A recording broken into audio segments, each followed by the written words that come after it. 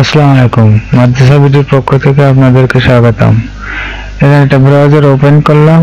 এখানে অবসর সুবিধা বোর্ড লিখে সার্চ করলে এখানে যেতে হবে। এখানে এসে অনলাইনে আবেদন, এখানে ক্লিক করতে হবে। এখানে ক্লিক করার পর এই ওয়েবসাইট আসবে। যারা নতুন তাদের এই অনলাইন আবেদন করুন, এখানে ক্লিক করতে হবে।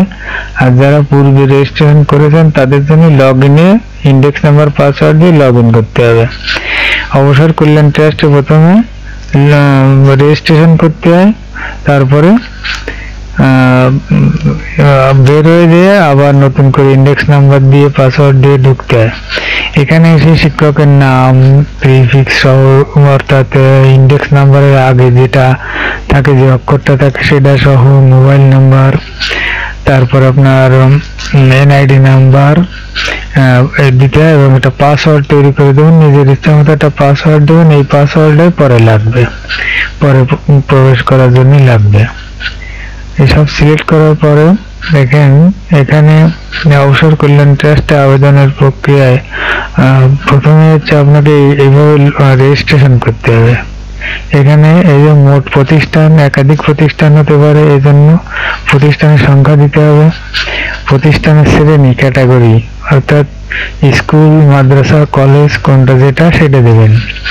তারপরে বিভাগ, অর্থাৎ কোন বিভাগে, তারপরে প্রতিষ্ঠানের ধরন, এটা এই পূরণ করে আসলে তারপরে হবে। তারপর সর্বশেষ প্রতিষ্ঠান, জেলা, পদবি, যোগদানের তারিখ, অবসর বা স্বেচ্ছায় অবসর গ্রহণের তারিখ ইত্যাদি করে জমা দিন।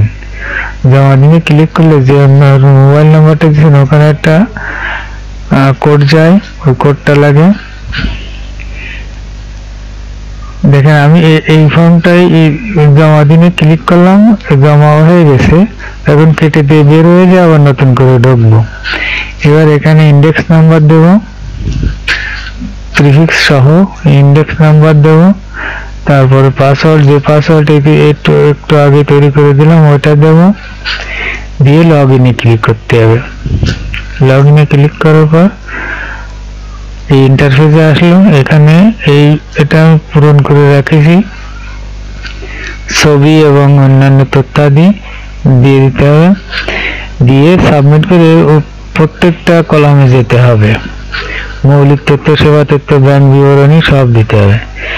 এখানে এসে আপনি ডাটাগুলো সব দিয়ে দিবেন। সহজ ব্যাপার, কোনো কঠিন কিছু না। এগুলো দিয়ে তারপরে আবার সাবমিট বাটনে ক্লিক করার পর সেবা তথ্য আসলো। এখানে এসে স্কেল, সর্বশেষ উত্তোলিত বেতন, যে কয়দিন শেষ মাসে যে কয়দিন চাকরি করেছে সেই কয়দিনই বেতন পাবে সেই টাকা। ওর একটা ফর্মুলা আছে, মোট চাকরির কাল কতদিন, অবসর গ্রহণের সময় কত টাকা স্কেলে বেতন পাইছে, এটা সেটা দিতে হবে। ব্যাংকের তথ্য, কোন ব্যাংকের নাম, ব্যাংকের অ্যাকাউন্ট নাম্বার, অ্যাকাউন্ট নেম ইত্যাদি। এই পিডিএফটা ডাউনলোড করার দরকার নেই, এমনি পড়ে দেখলেই হয়। এখানে এসে পরবর্তীতে ক্লিক করবেন। পরবর্তী ক্লিক করলে এখানে আসবে। এখানে এবার ফাইলগুলো দিতে হবে। এখানে পিডিএফ করে রাখবেন সব ফাইল, এই ফাইলগুলোই এখানে দিতে হবে। যে যে কাগজপত্র লাগে সেই কাগজপত্র আমার এই ফাইলের নিচে কিন্তু লেখা আছে, দেখে নেবেন। যে কাগজ আছে ওই ফাইলের মধ্যে ওই কাগজের নাম দিয়ে আমি ওই ফাইল নেম করেছি। ব্যাংকের স্টেটমেন্ট, তারপরে আপনার সভাপতির অগ্রায়ণ যেটা সেটা, তারপরে ডাউনলোড ফর্ম, এটা ডাউনলোড ফর্ম পূরণ করা।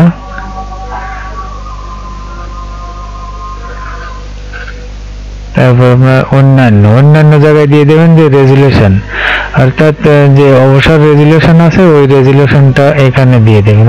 অবসর অনুমোদনের রেজুলেশন এখানে দিয়ে দেবেন।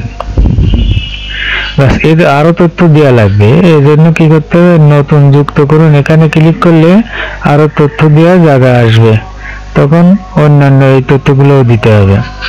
প্রথম এমপিও, আমি প্রথম এমপিওর সাথে প্রথম অ্যাকুইটেন্সটাও দিয়ে দিছি। শেষ এমপিওর সাথে শেষ বিলের কপি দিয়ে দিছি।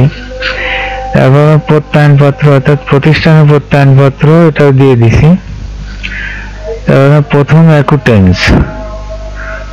অ্যাকুটেন্স দিলাম,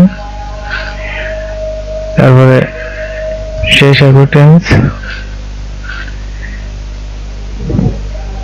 এটা দরকার নেই, আর যুক্ত করার দরকার নাই। এবার সাবমিট বাটনে ক্লিক করলে আমরা এটা সাবমিট হয়ে যায়, এটাই কাজ শেষ, যাওয়ার দিন ওখানে যাওয়া লাগবে না। ক্লিক করলাম, দেখেন এই যে সাবমিট হচ্ছে। নেটওয়ার্ক এবং সার্ভার ঠিক থাকলে আপনার এটাই সাবমিট হয়ে যাবে এবং এটাই কাজ হয়ে যাবে। তারপরে কাগজপত্র, অরিজিনাল কাগজপত্র নিয়ে এখানে যোগাযোগ করতে হবে,